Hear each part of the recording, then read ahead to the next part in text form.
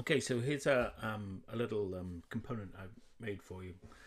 And I've put it onto this page just so that you've got everything ready to go. You can see that we have two versions here. We've got a thermometer component that is, let me pull this out a minute, vertical, and one that's horizontal. Okay, they're very simple.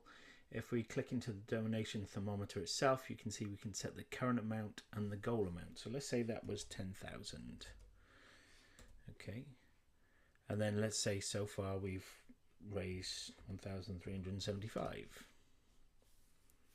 And there we have it. Now, these two variables are exposed, so you can actually hook them up to a database. So you could hook the current amount up to a variable in the database as long as this was in a collection list. We've got the amount here and the starting point, which is always probably going to be 0. And those are just text frames. Okay, so they are, you can update those easily. The only part of the component that is code is this.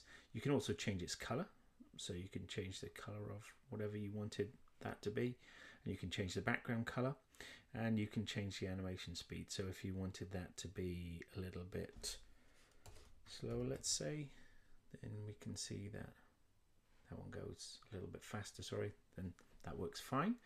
I've already set them up to be horizontal and vertical, that are here. And we can set to either animate or not animate. What else is there? Okay, so dimensions wise, if we just stretch, we can change the dimensions however we want.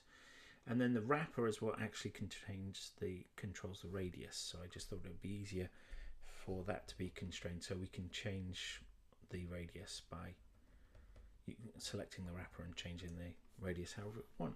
That's it. That's your donation component. Easy to use, and I hope you find that useful. I enjoyed making it. It didn't take me very long, so I thought I'd just publish that and get it out to you.